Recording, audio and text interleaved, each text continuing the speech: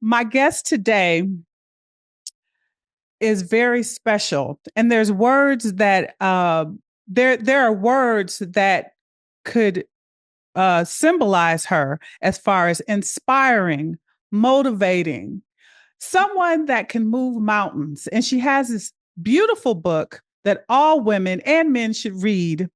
Girls Can Move Mountains. Her story, we will see on the screen because it's going to just take people to the next plateau of all their goals and wishes. Welcome to the show, Dr. Solanges Vivens. How are you today? Thank you for having me. I'm great. Yes. So I was so excited when I got the call that you said yes to be on the show because I love, first of all, I love the title of your book, Girls Can Move Mountains. I think I've always I thought that my parents instilled that into me, that there's nothing that I can do. And when we talk about your life story, wow, there's nothing that you can't do. You have to put your mind to it. You have to put your mind to it. And I want to just talk about your story. And I really want to talk about this book that you gave to us as a gift. You're from Haiti and you Yeah. moved to the States. And let's just talk about your story, Dr. Vivens. Okay. I'll be glad to share it with you. Yes. The purpose of the book is to help other women, especially, to teach them that your beginning does not have to define your end. We did not know when we were coming. We don't know when we're leaving. But doggone it, there is a dash in between those two, and that dash belongs to you. So it's up to you what you do with your dash. My parents exiled me literally at the age of 19 and sent me to New York. Why? Because there were turmoil in Haiti. So you might say, so when there is no turmoil in Haiti? 1804, we had the audacity to be the first slaves to gain independence. And to date, we are paying for it. Right. So there's always turmoil in Haiti. And I was fresh. I had a mouth. And I used to tell my parents, it's one of those tonton macoute. The tonton macoute were uneducated men that used to protect Duvalier, the president, and they all had guns. They were uneducated men with guns, and that's dangerous. Yeah. And they used to touch young women. And I used to tell my parents, if one of them touched me, he's going to kill me. And they knew I was going to be dead. So as soon as I finished high school in June, July, they sent me out on a 2-month visa with direction, don't you ever come back. So right. That's my beginning as a teenager in America. Wow. So I came in, didn't speak a word of English, was on a 2-month visa with an order not to go back. I started working in factories. Back then in the 60s, Manhattan was the garment district. That's what they used to call it. I don't know what they call it now, but it was nothing but factories. And the factory workers were people like me, immigrants, no papers, and we had to work. So I started sewing skirts, and they paid me a nickel per skirt. And from the skirt, I got a raise because I moved to a different factory. I was sewing zippers on suitcases, and I got a quarter. So that was good money because to get on the metro, to get in the train in New York, by then it was also 5 cents. Mm-hmm. So it's all relevant, really. It's all relevant. But I did it. It didn't kill me. Then I worked as a nursing assistant in a hospital. And from there, I went to work for a white family. And why? Because I had to work for a family so I could get a green card to get permanent residency in the United States. And I did that. And I was lucky. Why? Because the family was super. They were really good. I was young. They were young, but they were rich. Oh my God, when I tell you rich compared to me coming from Haiti, and that was the first time I had my own bedroom. Wow. I had my own bathroom and my own bedroom. So you can imagine, I thought I was a princess at that time. And yet I'm working at people's home, right? Right. So, but they were very nice to me. The woman drove me to learn to school to learn English. They had someone to teach me how to drive, but they had a driver, a beautiful town car. They had somebody who come to clean, somebody who comes to cook, and they had me. They called me the nanny. That was the first time I learned that new word. I was responsible for the kids. So that Yeah. was my entry level into America. Was there any time when when your parents uh had you come to the States, fear of how am I gonna do it? No. From the time I was year big, that's why I had the audacity to tell people the Totomakut are going to kill me. I had a lot of audacity. I always strive to be the best, to do the best. In Haiti, there are benches in school, and you are seated based on your grade. So the highest grade is number one. So she got seat number one. And I always want to be in the first bench. That's So right. all my life, I strive to get to the next level. To date, I'm still striving. I'm 78 years old. If only you know what my project is. Wow. Amazing. You look beautiful. And I love that about you because just when I was preparing for our interview, I just seeing your pictures, seeing people talk about you, I just smiled. And your smile is just so radiating and just your energy that you bring. And I think that I'm curious to know the energy that you continue to bring from a child till now, because I feel like you're still child like you, the youth that you bring. What has really kept you centered and balanced throughout your years? Well, I'm going to tell you, I am a little girl who dared to be. I Yeah. started out very daring. So that's one thing because I know what I want. When you read my book, you will see I have 25 rules to live by. The Yes. first one is luck, the next one is kindness, and then persistence. So all of those things help me. But my faith is what kept me going. I believe in Mother Mary. I believe that she's always with me. Like Mm-hmm. because of the hurricane, my sister just called me. She said, "Is anybody with you?" I said, "No, God is with me. I'm not alone." Yeah. Yes, So absolutely. my faith have helped me quite a bit. Yeah. And your story as you were working with the family in New York and like you just kept on rising. You went to school, got your degree in nursing, then you got your doctorate. You're an entrepreneur.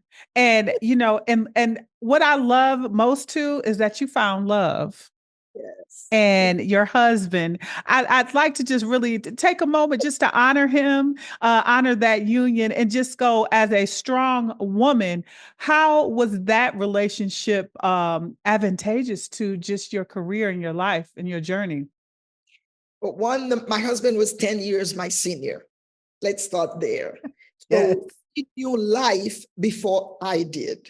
Mm-hmm. And when he met me, he looked at me one day, he said, "You have a lot of potentials, and I'm going to make sure that you meet all your potentials." So to date, I wake up in the morning and I will yell because I live alone. I would say, "Keith Archer, are you here with me? I have one more potentials that I need to meet. Where are you?" So I would talk to him up to now because he loved me. That's number Yes. one. And he was a player. He really was a player. He was a basketball player in Barbados. He's not Haitian. And I was told that a car had to drive to the court to get him out because there were tons of women waiting for him. Wow. So he was very famous. There was a bunch of articles. His mom has kept the newspapers from, and I was able to read about him. Um, and when he met me, he said, "I have played enough. I'm done." And my husband never cheated on me. He was done. He made up his mind. He was done. He had found what he wanted. And we had one problem between us is that he never wanted to get married. there was one thing that was a problem in our relationship. Yeah. Was never, and I used to cry all the time. He would wake up in the morning and I'm crying. He said, "What are you crying about now?" And then I tell him I'm living in sin because marriage is a sacrament. I don't have that sacrament, you know. Yeah. And we finally get married and we have a son. And he ended up doing whatever I wanted anyway, because I guess because he loved me and he wanted me to be happy. So he ended up marrying me. We ended up having a son. I ended up having a huge business. He sold his business and he come to join me when he realized I was drowning. That is amazing. I love that too, because being a strong woman, sometimes some women feel like you can't have it all. And I believe that you can. Oh, You I do. definitely can have. Yes, absolutely. So if you take your time, I tell women you have 2 feet. Why are you running 10 different roads at the same time? Stick to the same road. Know the address of where you are going. And along the way, a lot of people will help you. If you don't even know the address of where you are going, who can help you? See, I knew where I was going, and my husband was there to help me to get to destination. Amazing. You writing this book, what made you decide to put this book together and share your 25 most effective rules to us? Right? Well, let me tell you what happened. And I know you know this person. I'm not advertising for my brother, but he's a brother. In 1993, I read a book. And after I read that book, I promised Solange that she was going to write a book to help others, just like this book did for me. And the book it's always with me, and it's by Les Brown, Live Your Dreams. When I read Les Brown's story, see, we are almost the same age. He's 79 and I'm 78. So he wrote this book in 1993. And after I read the book, I was so moved. I was so moved to see where he came from and where he ended up to be able to write a book about his life story. I learned your beginning does not have to define your end in 1993 from Les Brown. Wow. So I always give him his perk to the point whereby my publicist, Yona, called Les Brown and put me on the phone with Les Brown one day. I ended up talking with Les Brown. Any gems that what gems did you guys share? Something that you can share with us? That's the conversation. Oh yeah, all he kept on saying, we got to get together in person. He promised me next time he comes to Florida, he's going to call me. And Les, if you're listening, I'm still waiting on that date. That's going to be a beautiful conversation. Wow. Wow. I want to be on stage with Les, the two of us talking about his life story and my life story. Amazing. Look, we just put it out in the universe. That's Exactly. going to happen. That's going to happen. When I look at the chapters, so we kind of talked briefly about Lucky. I wanted to just, if you could just give brief on some of the chapters that you put together in here. I love Sweet and Sour. Ooh.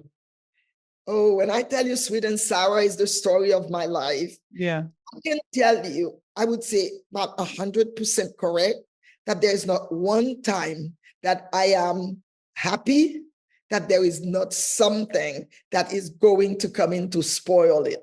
Always, always, until I realized that's what was going on. And then I decided that I am not going to allow ALLOW, I am not going to allow the sour to take over my joy. I want to give you a quick example. I was writing another book, which finished, and this one is Educated Girl, Empowered Woman. This is a new one that I just wrote, and I launched this one in February this year. I finished the manuscript, and someone hacked my phone, and they erased the whole 2023 of my hard drive. And not even the Geek Squad, no one could clean it, because they went into my credit card and Citibank was after them, so they cleaned my hard drive. Someone came to my house, they download my hard drive and show me that my hard drive was clean for January and February because it was the beginning of the year. Luckily for me, they only erased the 2023. Yeah. And I cried for 3 months. I literally cried for 3 months. It was almost like when I lost my husband. I couldn't discuss it without getting emotional that I'm getting right now. Yeah. Yeah. I'm and, like, and after 3 months, I decided that if I don't rewrite the book, I will allow what happened to me to win. And I'm a winner. I play tennis. I said there are two people playing tennis, one got to win. And I will do everything in my power to win my tennis match. So I decided I was going to rewrite the book. And I started to write it. When I realized that I was not finished fast enough, I went to a Marriott. I stayed at the Marriott for a month and I finished the book. And you're so amazing. You're so amazing. You're so amazing. How did we do it? How do we do it? Now, this was the curiosity of people in Washington, D.C. Yeah. Everyone wanted to know, how does she do it? I was a director of nursing, and I was licensed as a nursing home administrator, working in a nursing home, and the assistant administrator position became vacant. I applied for it, and the guy that was the administrator didn't like me. He brought in someone all the way from Philadelphia, a white woman. So I resigned. I took a job as an administrator and become his peer. He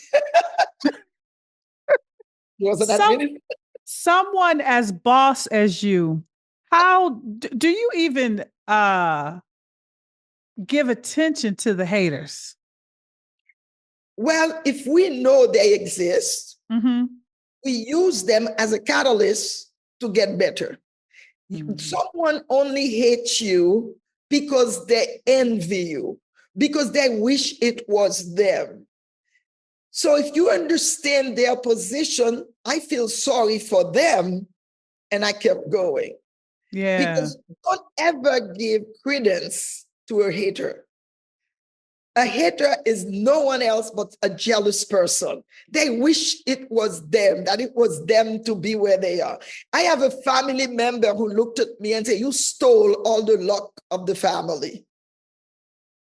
How do I steal the luck of the family? Tell me. Right. I went to school. I worked hard. You know, I did what I had to do. I was at the Silverman, and I tell people, Tyler Perry did not teach me the haves and the have-not. When I went to work in the white people home, I realized there was something called the haves and the have-not. And I decided I was going to be a have in my life. Yeah. And I am. That's right. Because I worked for it, not because you gave it to me. So don't worry about haters, honey. They're different kind of people. They just envy you. I agree. I agree. When you put this book together, what was the most challenging chapter that you had to kind of get out? It took you a moment to write. Writing about my husband's, I'm sorry, I can't even talk about him. Writing about my husband's dying. Yeah. I turned 55 on May 11th. My husband died May 15th. He didn't even know it was my birthday. I was at his bedside at Sibling Hospital. He was 65 and I was 55. The business was booming. Life was good. His birthday was in August and we went to Europe. We took a cruise on the Cunard ship. By that, it was really the Cunard. It was it, okay? Yeah. We flew first class in the Cunard. We spent a week at sea. We went to England, had a ball. And then we came back. And in May, I was buried my husband. So that chapter was the most painful chapter for me to write because I was choking the whole time I was writing it. But I felt it was important to show women that we enjoy when good things happen. We need to learn to survive when bad things happen. You survive. That's all you do through the process is surviving. Yeah. The name of the book is Girls Can Move Mountains, Rewriting the Rules of Female Entrepreneurship. Did you always want to be an entrepreneur? Um, I never knew what I always wanted to be. I Mm-hmm. wanted to be a nurse. This was Okay. my thing. Growing up in Haiti, the nurses walked the street with their white uniform and their white cap and the black band. I mean, when I tell you they were crisp, all I wanted was to be a nurse. I went to nursing, and when I got to nursing, I said, hell no, I'm not going to stay at the bedside. That's not where the money is. That's not where the power is. So I start going from a nursing assistant to an LPN to a diploma nurse to a BSN nurse to a master nurse to a doctor. I mean, I did it all, and I did every position there's in nursing, but I did them quick. Assistant head nurse, supervisor, assistant director, director. So I was moving from position one after the other, Yeah. so that I could get to the point where I can own the business. And that's the beauty part of it, when you own the business. Now, the one thing I wanted to quickly mention is rewriting the rules of female entrepreneurship. When I started to work in the business, I realized that the boardroom belonged to white men. No white women back then in my days. Oh, when you go to a boardroom, it was nothing else but white men. It was their property. Who dare you to think you're going to come in? Shirley Chisholm was the first Black woman to Caribbean descent who ran for president. And I call that audacity to run for president back then. And Shirley Chisholm said, if they tell you there is no room for you at the table in the boardroom, bring a folding chair. Mm-hmm. Yes, I love So that. I did all of that. I bought my folding chair, then they allow me in, and then I own my own boardroom. Yes, So I yes. no one letting people in. I love that. I love your energy with that. When I look at just the people who speak so highly of your name, one person, because we're from the same home state, Michigan, Irvin Magic Johnson. How did you all meet? Because him and Cookie love you. Oh You yeah. can see that, yeah, they love you. But I would love to hear about how you all met in that relationship. Actually, if Cookie and Magic are listening, let's meet again. But let me tell you what happened. See, you got to use opportunities. Success. Before I tell you my definition of success, preparation plus opportunity plus luck. So I was lucky. The opportunity presented itself, and I was prepared. And that's how I met Magic and Cookie. So now let me tell you. Wow. I received the Nelson Mandela Children Funds Award last year, okay, at a big function in Cannes, I think it was. And this year, they had the same thing. And they asked me to be the keynote speaker at the event. And boy, did I prepare a speech because I knew who was going to be there, you see. Yeah. And it's like I transferred to him the honor of being a recipient of the Mandela Foundation Award. It was an honor for me not only to receive the award the year before, but to pass the baton to Magic. That was magic in itself. That was magic.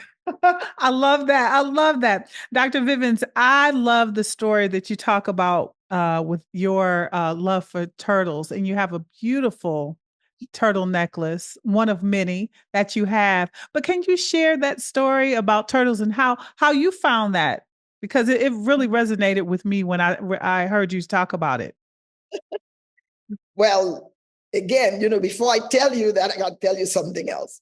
When you are driving, you see a lot of dead deers on the side of the road, but you don't see dead turtle on the side of the roads because the turtle can sense danger. The turtle get inside the shell and the danger pass and the turtle stick its neck out and say, aha, gotcha.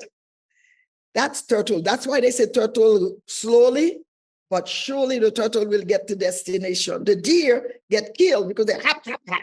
So when I speak like this, women say, "Thank you. I was a deer all my life. I'm going to change to become a turtle." But how did I meet turtle? How did that happen? Again, my husband from Barbados took me to meet his mom, and we went snorkel with the turtles. And the turtles in Barbados are huge, and the colors, they're beautiful. So we left the sea, and before we went to the car, there was a little boutique, a little shop, and we stopped there. And on the shelf was a nice little booklet for children, and on the cover was a beautiful turtle. So I migrated directly to it, and I opened the booklet. It turned out it opened in the center page. On one side, there was a turtle with the neck sticking out. On the other side, there was one with the neck inside. And the caption says, "In order for a turtle to move forward, the turtle must stick its neck out." When the neck is inside the shell, the turtle is like a stone. The turtle cannot move. And I said, I'll be damned. All my life, that's all I've been doing is sticking my neck out. From Right. that moment on, the turtle and I become good friends. And if you don't see a turtle on me, it's because it's somewhere where you can't see it. Right. I love that. I love that. Your legacy, it is very wide and deep. And I must say, you remind me of my mother who just recently turned 90 years old. I connect with you, uh, just meeting you over the way we're meeting now, just your energy. My mother was as an educator, uh, who loved just life. She loves life now, but I just so understand who you are. And it makes me smile to have you in this world, just continuing to just shed your knowledge and love for people, period. I'm looking forward to just reading your next book, but moving mountains for you, with your legacy, what does that mean for you, when you're finished with the middle of your birth date and the day that you leave? What if you had to just do a few words? What does that mean? You're asking for a lot because a few words to me is a chapter. No. um, well, how do I answer that? I don't know. I don't know. Um, well, to me, life is the way you look at it. Mm-hmm. I believe that in every negative, there is a hair of positivity. You know, the size of hair? There is Yes, a hair of positivity in life. What you have to do is to find that hair and make it grow for you. that's That's beautiful. what I can answer that. Just make it grow for you and Yes, take life very positively, because negative attract negative and positive attract positive. Someone came here to do some work for me. He said, "Are you always smiling like this?" I said, "Well, I went to sleep last night and I got up this morning. amen. Why shouldn't I smile?" Yes, yes. And before I let you go, I love when I saw your name, your first name is Solange, and it's with an S. So I'm familiar with Beyonce's sister because her name is Solange, and some other, I know some other people, but they spell it without an S. Was that intentional? How did your parents spell it that way? Is that Haitian, or please give me the story of that? There's a story, all right. When I was in school, I hated my name. I really did not like the name Solange, because in every class, we had at least 3 or 4 Solange. And I used to ask my mother, "Why call me Solange? The name is so common. Everybody in Haiti's name is Solange." So when I went to get my passport, when I wrote my name, I wrote it with Solanges. I added the S at the end. That's how badass I am. And I've been like this since I was a kid. I love it because you are a rare gem. You are a rare gem. This was a pleasure. I'm so honored to have you here on my show. You're such a beautiful person. I feel it through the screen. I look forward, we are going to meet in person one day. I already know that. I I'm already looking know forward that. to it. I'm looking forward to it as well. This is a beautiful book, just for girls of all ages to read so we can rewrite the rules of our female entrepreneurship. Yes, we can move. Yes, we can move mountains. My guest today is Dr. Solange Vivens. Um, it's a pleasure, and I look forward to seeing you and reading more books of you. Thank you.